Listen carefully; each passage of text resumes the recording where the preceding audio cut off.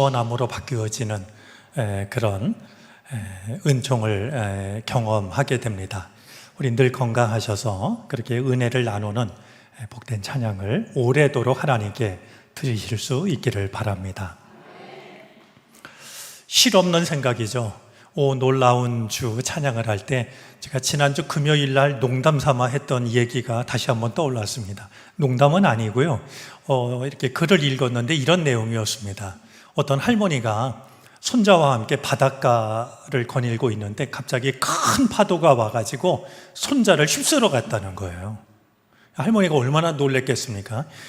큰 소리로 하나님 손자를 살려달라고 그렇게 기도를 했더니 또다시 파도가 이제 이렇게 밀려왔는데 손자가 왔다는 거죠. 얼마나 감사한 일이겠어요.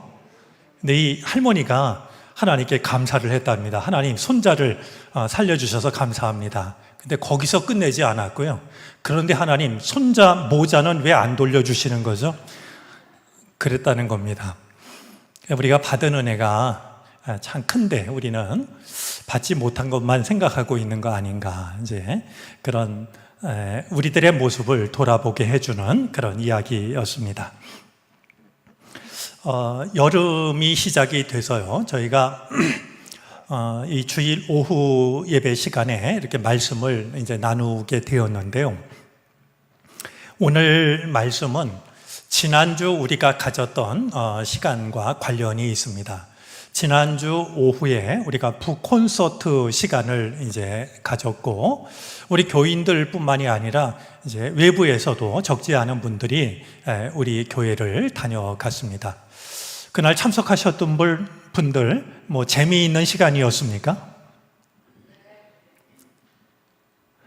재미라는 말이 좀 어울릴지 모르겠는데요.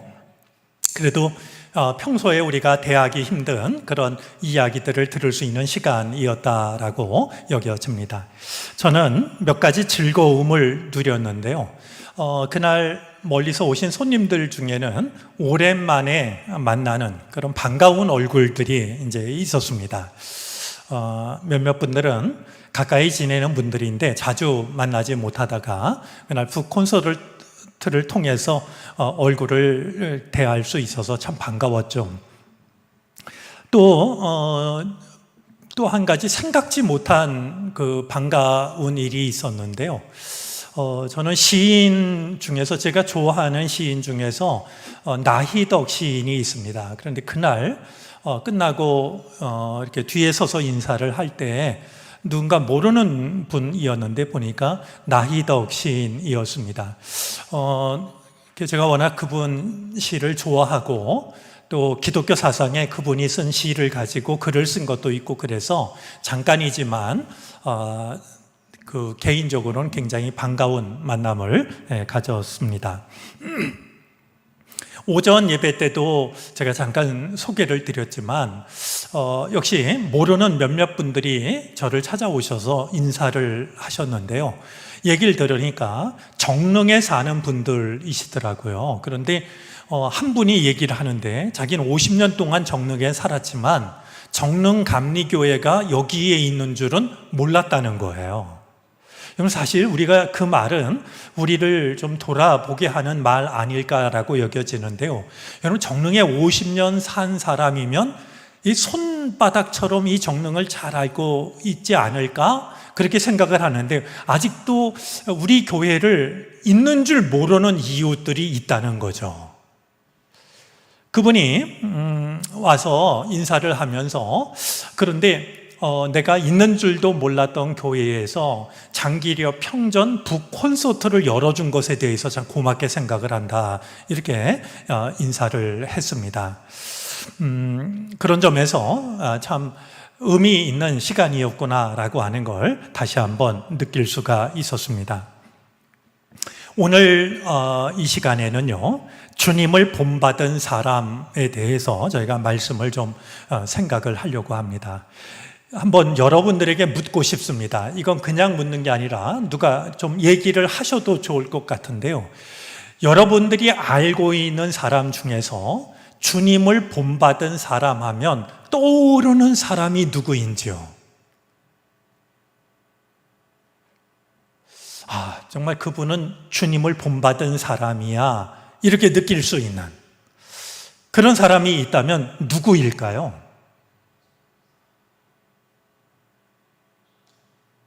누가 좀 네네. 노숙자 사역하시는 사모님. 네.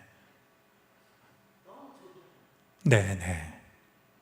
노숙자들을 섬기고 있는 모양이시죠? 17년째. 네. 네네. 네. 17년 동안 아침, 점심, 저녁 노숙자들을 아침, 점심. 네. 어제 우리 교회 학교 간식을 위해서 홍천에 있는 박순홍 목사님, 여러분들 저기 우리 별관으로 가다 보면 거기 팔복이라는 조각상 있지 않습니까? 그리고 십자가를 조각한 그분이 사모님이신 박순홍 목사님이 어제 옥수수를 싣고 여기로 왔습니다. 트럭을 몰고. 제가 오래전부터 아는 후배 목사님인데요. 제가 저도 오랜만에 만나서 물었죠. 지금 홍천에 내려간 지 몇 년 됐지? 그랬더니 올해가 30년째라고 말이죠. 전 그런 후배들을 보면 정말 절로 고개가 숙여집니다. 결코 쉽지 않은 세월인데 그런 외진 곳에서 묵묵히 주어진 사명을 감당하는 걸 보면 존경스럽죠.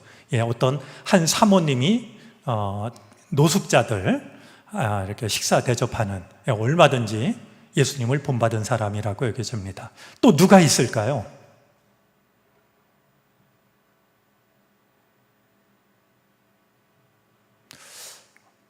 그분은 정말 주님을 본받은 사람이라고 여겨지는,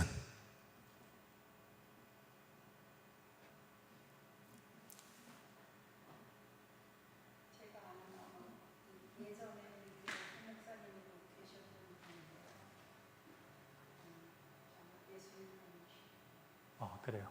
어떤 점에서 그러세요? 매사에. 지금 말씀이 의미 있다라고 여겨지는데 어떤 특별한 한 가지 일 때문이 아니라 매사에 주님을 본받은 사람이라고 여겨진다라고 얘기하셨습니다. 이름을 얘기하지 않으셨으니까 우리 교회를 거쳐간 모든 부목사님들을 떠올려도 좋을 것 같습니다. 또 누가 있을까요? 저는 오늘 두 사람을 이야기하려고 하는데요. 이 두 사람 외에도 얼마든지 많이 있을 겁니다. 여러분, 저 아래 금산교회를 가면은요, 혹시 금산교회 다녀오신 분 계십니까? 기억자 교회. 손 내리시죠. 조덕삼 장로님을 기억합니다. 그분 때문에 그 교회를 찾아갑니다. 자기 집에 머슴으로 들어온, 먹을 것이 없어서 떠돌아다니다가 이제 머슴으로 들어온 이를 돌보는데요. 교회에서 장로를 피택할 때 자기 집 머슴으로 들어온 이가 이 조덕삼 이분보다 먼저 장로로 피택이 됩니다. 그 교회도 이 장로님이 터를 내놔서 세워졌고 그 인근에 있는 땅이 다 그분 땅인데 말이죠. 이런 정말 두 분이 올라갔다가 머슴살이를 하는 그분이 먼저 장로가 됐어요. 그러자 교회가 말이죠, 그냥 일순간에, 그 발표가 되자 일순간에 이 찬물을 뒤집어 쓴 듯한 그렇게 됐는데요. 그 순간에 이 조덕삼이라는 분이 나가서 얘기를 합니다. 저는 이것이 하나님의 뜻이라고 생각합니다. 그리고 제가 장로님을 도와서 교회 일을 열심히 하겠습니다. 그렇게 교회를 섬겼던, 그리고 그 신학 공부를 할 수 있도록 뒷바라지를 다 해드리고요. 안수를 받았을 때 그 금산교회 담임 목사로 모셔서 교회를 섬겼던 그 분이 있어서 금산교회는 기역자 교회, 옛날 남자, 여자 따로 앉는, 그래서 알려진 것보다는 그분의 그 믿음의 향기를 맡고 싶어서 지금도 전국에서 사람들이 그 교회를 찾아가곤 합니다. 여러분, 언제 금산 지날 일이 있으면은 한번 꼭 금산 교회를 들려보셔도 좋을 것 같습니다. 제가 오늘 주님을 본받은 사람 두 사람을 이야기하려고 하는데, 첫 번째 사람은 지난 주일에 우리가 북콘서트를 가졌던 장기려라는 분입니다. 그분에 대해서는 여러분들이 한번 책을 찬찬히 읽어보시면 좋겠다라고 여겨지는데요. 무엇보다도 이 장기려 선생님은 가난한 사람들을 돌보는 일에 최선을 다합니다. 지금 노숙자 섬기는 사모님 얘기를 하셨는데요. 이분이 이제 힘없고 그 가난한 사람들을 돌보는 일에 정말 최선을 다하는 게요. 이제 그 1951년, 여러분 51년이면 어느 해이겠습니까? 전쟁 나고 다음 그런 정말 어수선한 때 아니겠습니까? 근데 1951년에 부산에 무료 진료를 받을 수 있는 부산 복음병원을 개원합니다. 그러니까 누구라도 와서 이제 치료를 받을 수 있도록 그 만든 병원이 바로 복음병원이었고 초대 원장을 맡게 되죠. 뿐만 아니라 그때 북콘서트에도 이야기했습니다만 우리나라에서 의료보험이 실시되기 전에 말이죠, 부산 지역에서 청십자 의료보험조합을 먼저 시작합니다. 그래서 정말 돈이 없어서 치료를 못 받는 일이 생기지 않도록 이 정부보다도 먼저 이제 그 의료 보험 혜택을 받도록 했던 분이 바로 장기려 선생님입니다. 여러분, 장미회라고 아십니까? 장미회. 이 장미회는요, 간질 환자들을 돌보는 그런 모임인데요. 부산 장미회를 창설하신 분도 바로 장기려 선생님입니다. 애강원을 혹시 아시는지요? 거제도에 가면은요, 애강원이라고 이 장애를 가진 이들을 돌보는 정말 훌륭한 시설이 있습니다. 김임순 원장님께서 전쟁통에 내려갔다가 고아들을 돌보기 시작하면서 평생을, 결혼도 안 하시고 평생을 거기 남아 돌보신 그 결과가 애강원으로 남아 있는데요. 저는 우리나라에서 제가 가본 장애인 시설 중에 그렇게 훌륭한 시설을 본 적이 없습니다. 근데 바로 이 애강원에서도 일을 맡아서 하시기도 했던 바로 장기려 선생님이죠. 이제 이분에 대한 이야기가 하도 많아가지고요, 이게 진짜 그분이 한 일인지 아니면 딴 데서 미화를 한 건지 이런 좀 논란은 있지만, 그분이 했던 일로 알려진 것 중에는요, 하루는 어떤 가난한 사람이 와서 진료를 했는데요, 이제 그 진료를 하고 나서 처방전을 쓰지 않습니까? 근데 처방전에다가 뭐라고 쓰냐 하면, 이 사람에게는 닭 2마리 값을 내주시오. 돈을 얼마 받으라는 게 아니고 이 사람한테는 닭 2마리 값을 내주라고 말이죠. 이제 이런 처방전을 내리기도 했다라는 그런 일화가 있습니다. 아마 장기려 선생님 할 때 가장 많은 사람들이 좀 마음 아프게 기억하고 있는 게요, 이제 이분이 남쪽으로 내려올 때 사랑하는 아내, 정말 두 분의 사랑이 지극했다라고 여겨지는데요, 사랑하는 아내와 큰 아들을 북에 두고 그 둘째 아들을 데리고 남하를 합니다. 그리고 평생을 북에 두고 온 아내를 그리워하며 살아갑니다. 따로 결혼 안 하셨고요.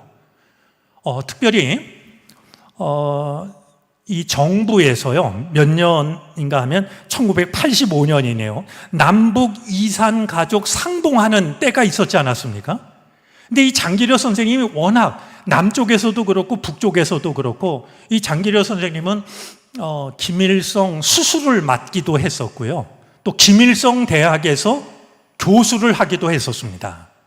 대신 그가 기독교인을 숨기고 교수를 한 게 아니라 기독교인임을 당당히 밝히고 교수를 합니다. 그래서 그 학교에서도요, 이 장기려 선생만큼은 주일이 되면 예배를 드리는 것을 허락해 줄 만큼 말이죠.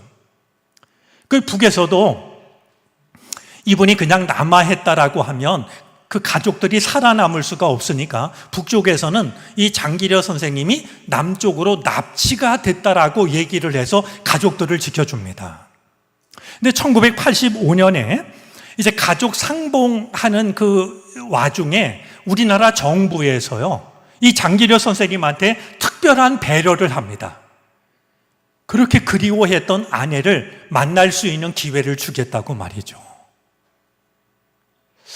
여러분 같았으면 어땠을까요? 아마 모르는 척 받기가 쉬웠을 것 같습니다. 그런데 장기려 선생님은 끝까지 거절을 합니다. 나만 특혜를 받을 수 없다라고 말이죠.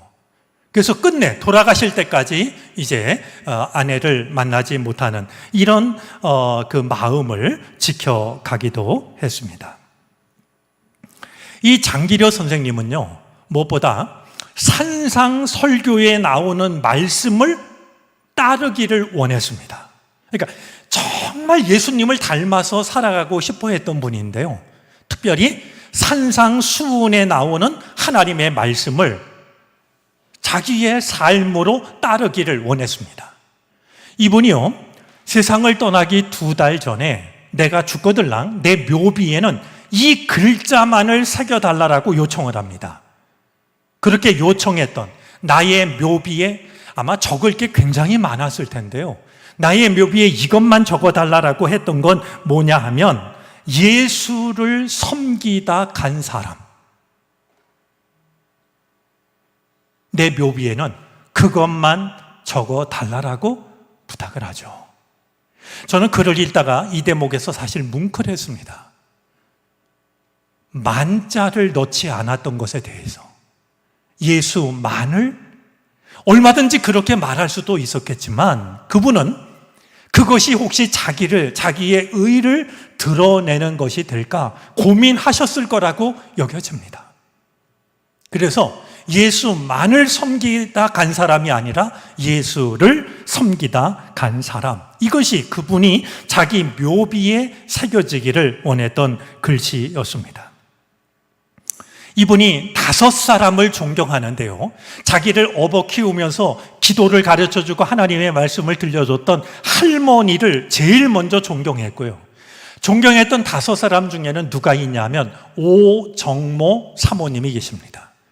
오정모 사모님은 누구냐 하면 주기철 목사님의 사모님이십니다. 그분의 신앙을 이 책 속에서는요, 여러 가지를 적고 있는데요, 아마 그 신앙을 배웠기 때문일 거라고 여겨지는데, 장기려 선생님을 존경하는 제자들이 장기려 선생님의 흉상을 만들기로 합니다. 기념하려고 말이죠. 이 얘기를 들은 장기려 선생님이 불호령을 내렸습니다. 내 동상을 만들려고 하는 자들은 모두 다 지옥불에나 떨어지라고 말이죠. 당신을 존경해서 흉상, 조각상을 만들려고 하는 이들에게 야, 고맙다. 뭐 이왕이면 좀 크게 만들지 그러냐? 그리고 조각상을 만들면 사람들이 제일 잘 보이는 데다가 좀 세워주렴. 뭐 이런 얘기를 한 게 아니라요, 내 흉상을 만드는 놈은 지옥에나 떨어져라, 이렇게 불호령을 내렸죠. 장기려 선생님에게는 몇 가지 별명이 있습니다. 바보 의사, 한국의 슈바이처. 저는 3번째 별명이 제일 의미 있다라고 여겨집니다. 3번째 별명은 작은 예수였습니다. 작은 예수. 그분을 볼 때마다 예수님을 보는 것 같아서 작은 예수라고, 그리고 그분이 하도 예수님을 존경하고 따르니까 작은이라는 말을 붙여서 작은 예수, 이렇게 그분을 불렀죠. 참 안타까운 것은요, 이분이 그 교회의 모습을 보고 말년에 교회를 떠납니다.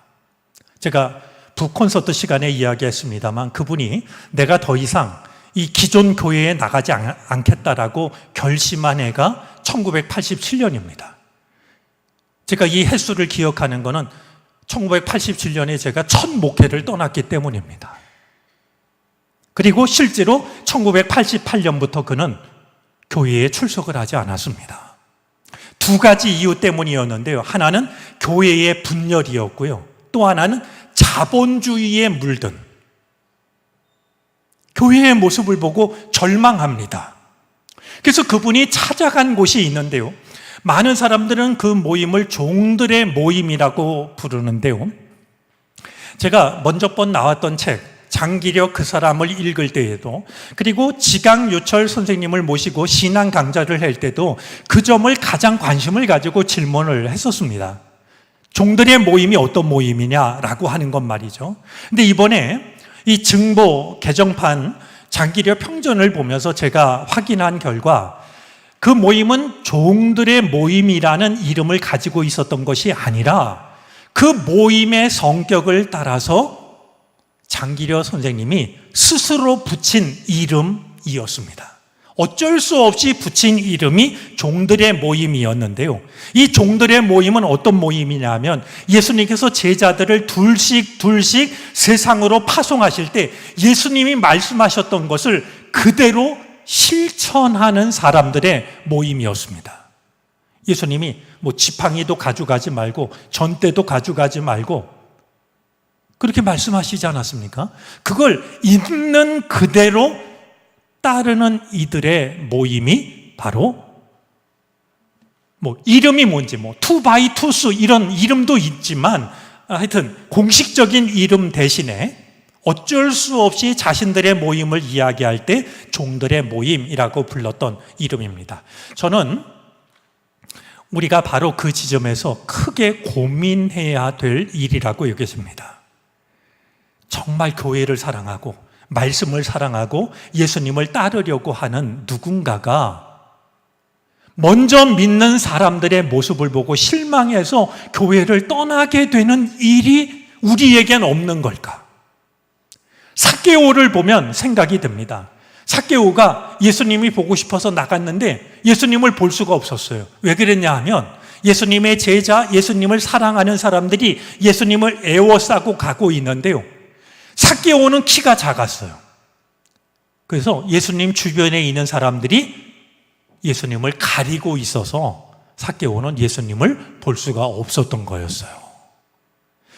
우리가 장기려 선생님, 저는 그의 별명 중에 어떤 별명이 있다고 그랬습니까? 세 번째 별명이 뭐였다고요? 작은 예수. 정말 작은 예수가 되고 싶어 했던 그런 분이 떠날 수밖에 없었던 교회의 모습이 정말 마음이 아픕니다. 그런 마음을 가진 사람들이 찾아올 수 있는 교회가 우리가 함께 만들어가는 정릉교회가 되어졌으면 좋겠습니다. 정말 주님을 사랑하고 주님을 닮고 싶어 말씀대로 살기를 원하는 이들이 찾아올 수 있는 교회 말이죠. 자, 그런 점에서 이 장기려라는 분은 바로 주님을 본받은 사람이라고 말하기에 정말 충분한 사람이라는 생각을 하게 됩니다. 자, 또 한 사람, 주님을 본받은 사람, 또 한 사람을 오늘 소개하려고 하는데요. 그 사람의 이름은 우리말로는 하리영입니다. 짐작하시겠습니까? 영어 본래 이름은 하디입니다. 올해가 하디 선교사 영적 각성 120주년이 되는 해입니다. 그가 1903년에 원산에서 그가 자기의 죄를 회개함으로써 영적 각성 운동이 불일듯 일어나게 되는데요. 많은 사람들은 1907년에 일어났던 평양 대부흥운동만 떠올리지만 평양 대부흥운동이 그냥 일어난 게 아니고요. 1903년 하디 선교사의 영적 각성이 있었기 때문에 그것이 불쏘시개가 돼서 연이어 일어난 것이 1907년 평양 대부흥운동이었던 겁니다.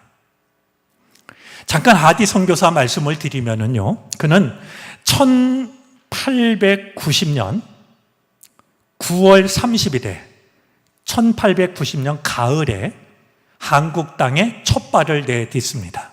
어디였냐면 부산이었습니다. 혼자 온 것이 아니라 부인 켈리와 함께 1살 된 딸이 있었고요. 태중에 아기가 있는 상태로 부산을 찾아옵니다. 여러분, 이 일부터가 우리가 한번 생각을 해볼 대목입니다.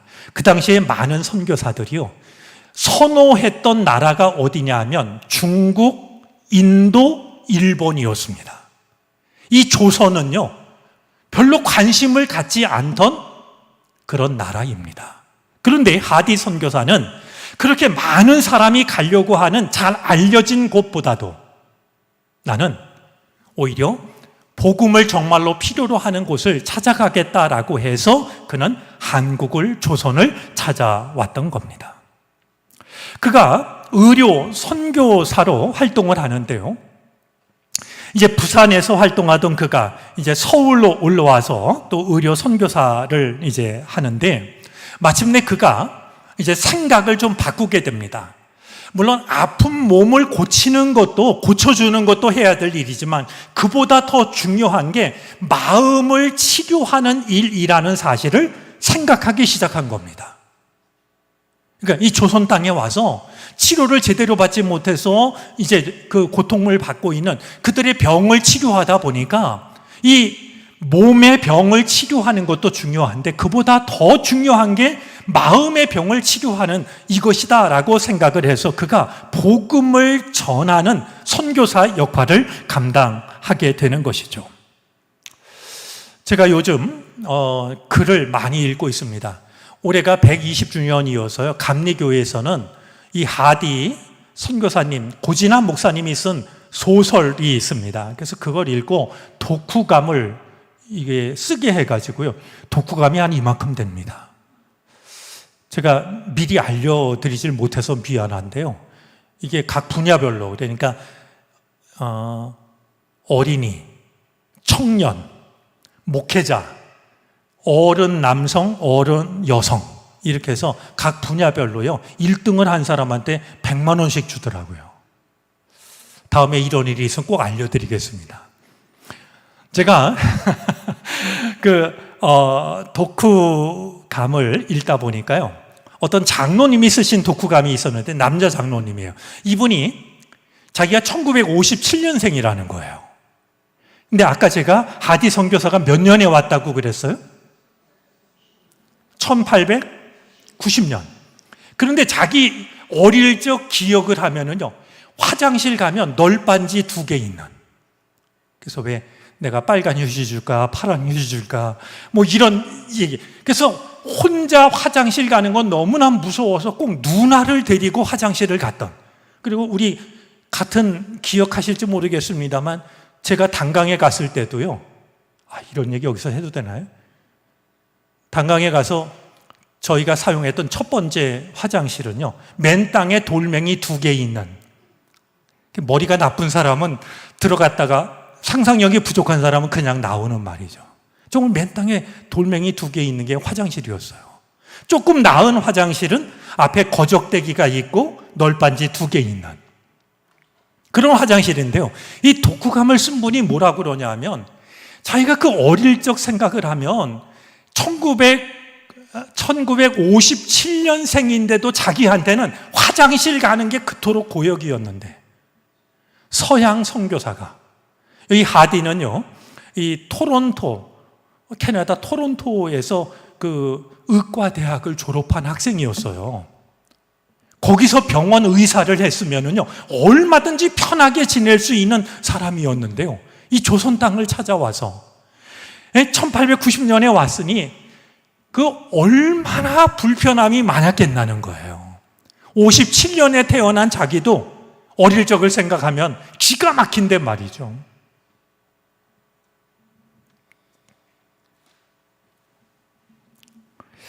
이 하디 선교사가 부산에 왔다가 서울로 와서 또 활동하다가 이제 병을 고치는 것보다 마음을 고치는 게 더 중요하다 그래서 부산으로 다시 내려갑니다. 부산에서 지내다가요, 그가 아내하고 이야기를 해서 거처를 옮기는데 어디로 옮기냐면 원산으로 옮깁니다. 여러분, 부산 따뜻한 데 아닙니까? 그래도 대도시 아니겠습니까? 그런데 원산으로 옮기는데 원산은 너무나도 춥고 견디기가 어려운 곳이에요. 원산으로 옮겼던 이유는 딱 한 가지입니다. 복음을 더 필요로 하는 곳이기 때문에. 원산으로 갔다가 또 원산에서 철원 지역으로 오고요. 그리고 그가 가는 곳마다 이제 교회를 세우게 되는데요. 강원도에서 제일 먼저 세워진 지경터 교회, 새술막 교회, 양양교회, 강릉중앙교회, 김학교회, 고성교회, 간성교회, 이 모든 교회들이 이 하디 선교사님이 당나귀 타고 다니면서 말이죠. 그 글을 읽어보면 이 당나귀를 타고 가다 당나귀가 힘들어하면 내려서 같이 걸어갑니다. 짐승만 힘들게 할까 봐서. 그렇게 정말 자동차를 타고 움직이는 것도 아니고 말이죠. 그런 불편함 속에서도 그는 가는 곳마다 복음을 전했고 이제 예배당을 세웠던 것이죠. 그런데요, 제가 이 하디 선교사님에게서 제가 목회자기 때문이겠죠, 제일 좀 숙연하게 여겨지는 대목이 있었습니다. 여러분, 저도 독일에서 목회했는데요, 독일에서 목회할 때 교역자들 사이에서 뭐라 그러냐면 어느 목회자가 와서 내가 여기에 뼈를 묻겠다고 하는 사람을 경계하라고. 이 목사님들 오면 때때로 내가 여기다 뼈를 묻겠다고 이러는데 그런 사람을 경계하라는 거예요. 허풍쟁이일 가능성이 많다는 거예요. 그런데요, 이 하디 선교사님을 보면은요, 그 책 뒤에 연표가 나오는데요, 1893년 8월입니다. 자, 그가 몇 년도에 왔다고요? 1890년에 오지 않았습니까? 1893년 8월 달에 셋째 딸 마리가 출생을 합니다. 근데 이 마리가 다음 날 세상을 떠납니다. 그는 그 딸을 이 땅에 묻고서도 이 땅을 떠나지 않았습니다. 뿐만이 아닙니다. 1903년 9월 달인데요, 넷째 딸 마가렛 조이가 출생하는데요, 이 넷째 딸 마가렛 조이는 6살을 넘기지 못하고 역시 세상을 떠납니다. 그 딸을 양화진에 묻었습니다. 여러분, 양화진 우리 선교사님들 묘역에 가면 이 두 딸이 그 선교사님 묘역에 묻혀 있는 것을 보게 되는데요, 저는 뼈를 묻는다라고 하는 것은 구호가 아니고요, 과장이 아니고요, 바로 이런 것이 뼈를 묻는다라는 말의 뜻이 아닐까. 러일 전쟁 중에도요, 그가 얼른 피난하라는 말을 무릅쓰고 철원에서 예정했던 사경회를 인도하는 것도 역시 목숨을 건 일이라고 생각이 듭니다. 자, 이 하디 선교사님을 통해서 놀라운 부흥의 불길이 타오르는데요, 이 부흥의 불길과 관련해서 두 가지를 우리가 기억할 필요가 있습니다. 하나는 죄의 자복이었습니다. 하디 선교사님이요, 원산이었나 평양이었나요? 그곳의 선교사님들이 우리들에게 하나님의 말씀을 좀 전해달라고, 우리가 하나님의 일을 한다고 하지만 너무 지쳐 있으니까 하나님의 말씀을 좀 전해달라고 부탁을 합니다. 그가 밤새워서 말씀을 준비하는데요, 밤새워서 말씀을 준비하다가 그가 이제 깨닫게 된 게 있습니다. 그 보부상들, 이제 보따리 가지고 뭐 이렇게 장사하는 사람들 중에서 아주 나쁜 사람들이 자기의 잘못을 감추기 위해서 교회를 피난처로 삼는 이런 일들이 있었어요. 그리고 이제 첫 번째 교회였던 지경터 교회가 화재가 나가지고 불에 타버리는 이런 일들도 있었습니다. 그런데 이런 일들을 겪으면서 하디 선교사님 마음속에 어떤 생각이 있었냐면 자기도 모르게 조선 사람들을 무시하고 경멸하는 생각이 그의 마음속에 자라고 있었습니다. 그러니까 다른 사람이 볼 때는 굉장히 열심히 하는 것처럼 보이지만 선교지의 사람들을 사랑으로 품지 못하는 그 사실을 그날 밤을 새워 말씀을 준비하다가 하디 선교사가 깨닫게 됩니다. 다음 날 선교사들이 이렇게 자격이 없는 사람이라고 말이죠. 근데 놀라운 것은요, 이런 그 일들을 그 부흥회마다 사경회마다 모이는 자리에서 이 하디 선교사님이 자기의 죄를 자복하는 이 일을 계속해서 반복합니다. 그런데 놀라운 사실은요, 이 말씀을 들은 사람들이 그 고백에 감동을 받아가지고요, 자신의 죄를 뉘우치면서 그의 삶이 달라지는 놀라운 역사들이 나타나기 시작했던 겁니다. 아마 그 대표적인 것이 윤승근 그 권서인, 그러니까 쪽복음을 파는 역할을 했던 권서인 중에 승군이라는 권서인이 있었는데요. 그가 하디 선교사의 말을 듣고 앞에 나가가지고 고백을 합니다. 자기가 20여 년 전에 한 주조국, 그러니까 아마 뭐 돈을 만드는 곳이었는지 그곳에서 근무를 할 때 4달러를 더 받았다는 거예요. 그런데 자기가 알면서도 그것을 반납하지 않았다는 거죠. 20년이 지났고 아무 문제가 없었는데요, 하디 선교사의 말씀을 듣고서는 그게 양심에 찔려가지고 4달러를 다시 하디에게 돌려줍니다. 하디가 그것을 나라에 다시 돌려주는데요, 그래서 그 돈을 뭐라고 불렀냐면 양심전이라고 불렀습니다. 이게요, 다른 사람들의 마음을 움직여서 비슷한 잘못을 했던 사람들이 자기의 죄를 뉘우치고 그것을 되돌리는 일들로 이어져 가게 됩니다. 참 인상적인 것은요, 배화학당 학생들한테 부흥회 하는데요, 배화학당 학생들이 이 하디 선교사의 말씀을 듣기 위해서 모였는데요, 그들이 사흘 동안 금식을 하면서 말씀을 듣습니다. 학생들이 금식을 하면서 말씀을 듣는 거예요. 그 학교 그 선생님이 너무 무리하는 거 아니냐라고 했더니 이 학생들이 뭐라고 그러냐면, 예수님은 40일도 굶으셨는데 우리가 못 굶겠냐고, 말씀만 들어도 배가 부르다고. 이런 여러 가지 일들이 하디 선교사를 통해서 나타나게 되었죠. 저는 하디 선교사님이 선교사들 모임에서 했던 설교 중에 다음과 같은 구절이 참 인상적이었습니다. 자, 이제 그리스도의 거룩한 사도로 부름받은 우리의 신발을 벗고 하나님의 저울 위에 올라 우리의 믿음의 함량을 달아 봅시다. 우리의 신발을 벗고 하나님의 저울에 올라가서 우리의 믿음의 무게를 달아보자고.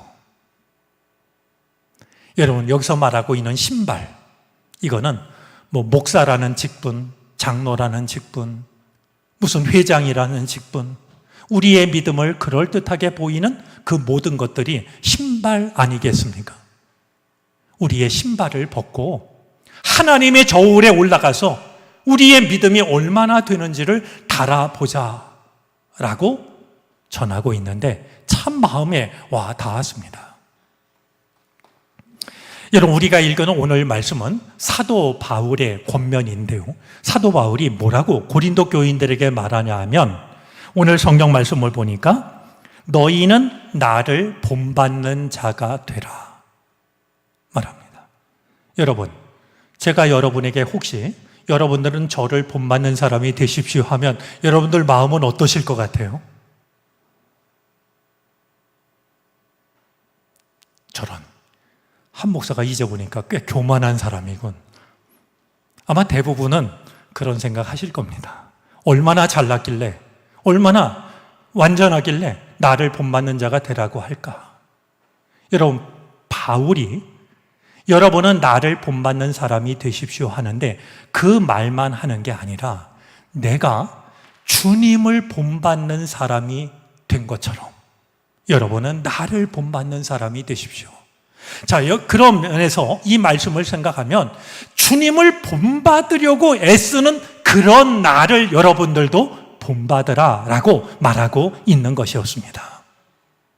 우리 17년간 노숙자들을 섬겼던 어떤 사모님, 또 얼마든지 내 집에 정말 종으로 들어왔던, 마부로 들어왔던 그가 나보다 먼저 장로의 귀한 직분을 받았을 때에도 일을 하고 순종하는 마음을 가졌던 그분도 물론 다음에 장로 직분을 받습니다. 그런 장로님처럼 혹은 장기료 선생님처럼 하디 선교사처럼 우리가 주님을 본받는 사람이 되게 될 때 우리가 굳이 말하지 않아도 누군가는 우리를 본받는 사람이 될 수가 있게 될 겁니다.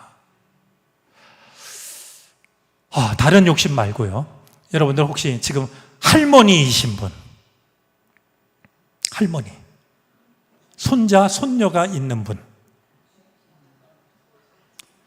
당연한 거 아니에요? 저는 부러운 분들이에요.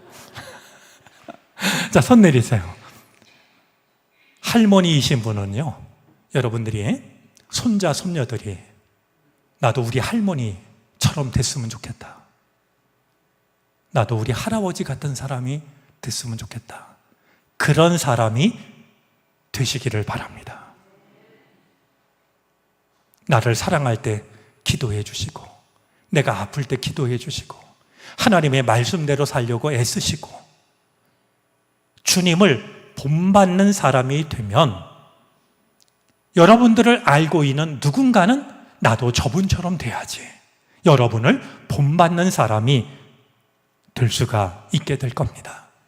제가 오늘은 노래 하나, 제가 가까이 지내는 박보영 집사가 부르는 노래 하나를 좀 들려드리려고 합니다. 우리가 지나간 그 자리엔 이라는 복음성가인데요. 오늘 주님을 본받은 사람 한번 생각하시면서 노래 가사 한번 좀 눈여겨보시기를 바랍니다. 틀어주시죠.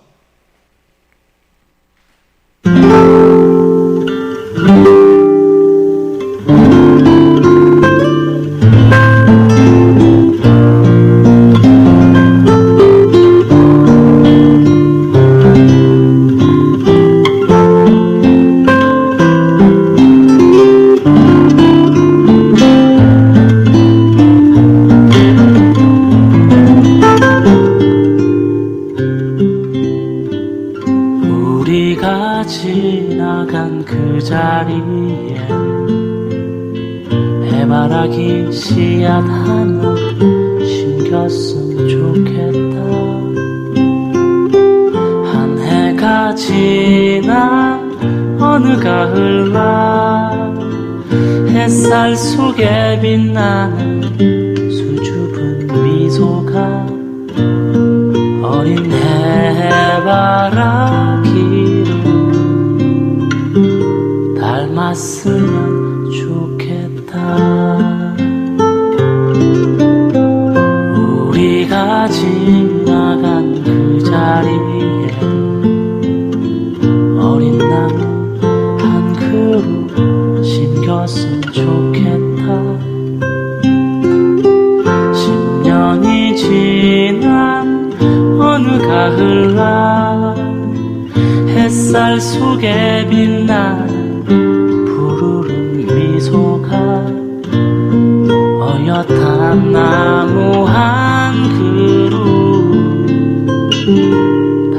닮았으면 좋겠다.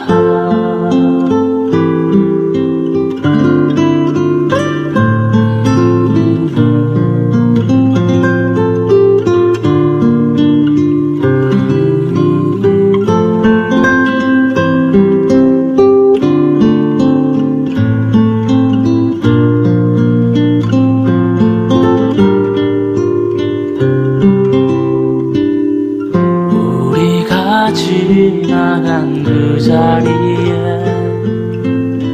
작은 예배당 지어졌으면 좋겠다.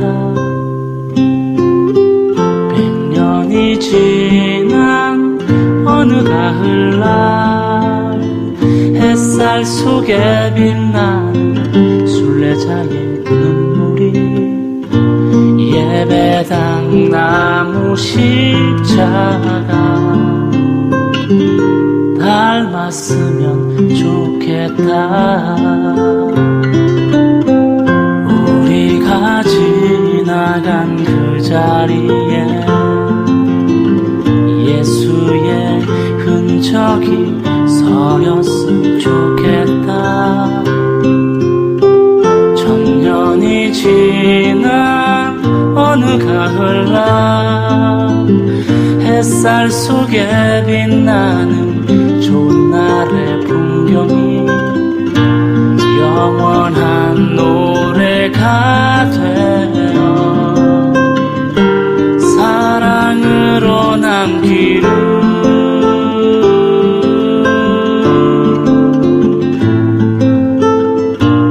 영원한 노래가 되어 사랑으로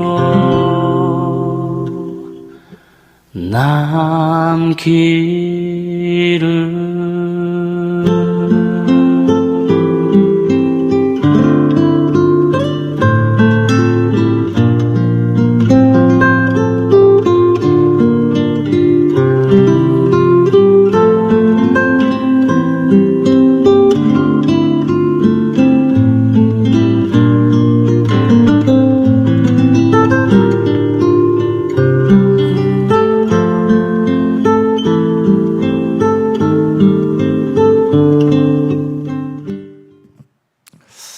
우리가 지나간 그 자리엔 이랬으면 좋겠다라는 가사가 이어지는데요.